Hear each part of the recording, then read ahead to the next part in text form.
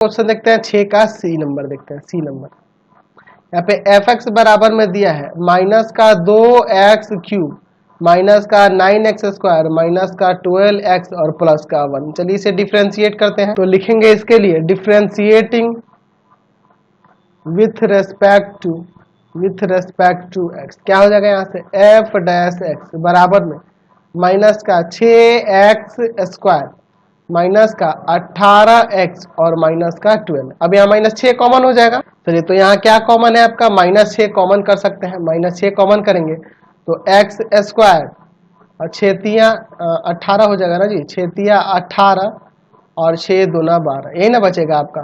चलिए अब इसका गुणनखंड कर देते हैं। ठीक है चलिए देखते हैं -6 यहाँ पे इसका गुणनखंड मैं डायरेक्ट लिख सकता हूँ, कोई दिक्कत नहीं है उसे।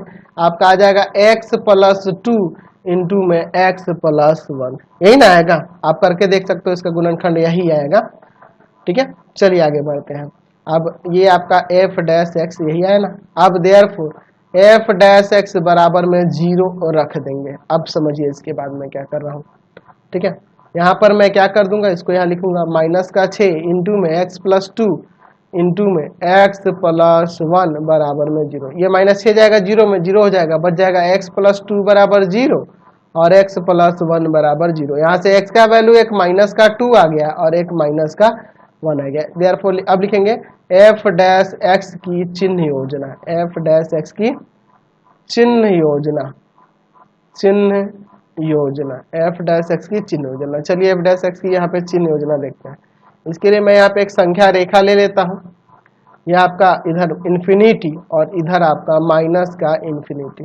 चलिए माइनस का 2 आया है और माइनस का 1 आया है। जाहिर सी बात है -2 छोटा है -1 बड़ा है, इसलिए ये पहले और ये बाद में होगा। हमारे पास f डैश x ऊपर क्या आया था, माइनस का 6 इंटू में x + 2 और इंटू में x + 1।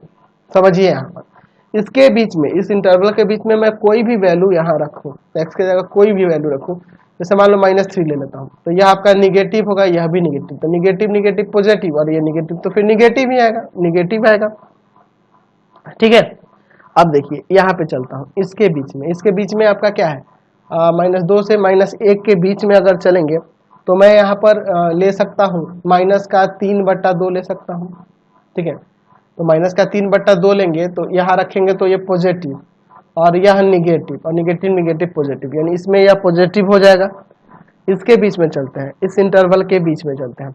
यहाँ पे जैसे आप 1 भी ले सकते हैं, 2 भी ले सकते हैं, बहुत सारे वैल्यू है। तो ये पॉजिटिव, ये पॉजिटिव, ये निगेटिव, तो निगेटिव रहेगा।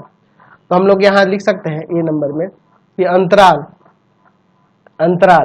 कहाँ पे -2 से -1 में f डैश x 0 से बड़ा है, इसलिए f फंक्शन f जो है अंतराल -2 से -1 में निरंतर वर्धमान है। समझ गए ना, कोई दिक्कत नहीं है। चलिए उसी तरह से हम लोग हास्यमान के लिए भी लिख सकते हैं। हम क्या लिख सकते हैं कि अंतराल यहाँ पे -∞ से -2 तथा या यूनियन भी दे सकते हैं -1 से ∞।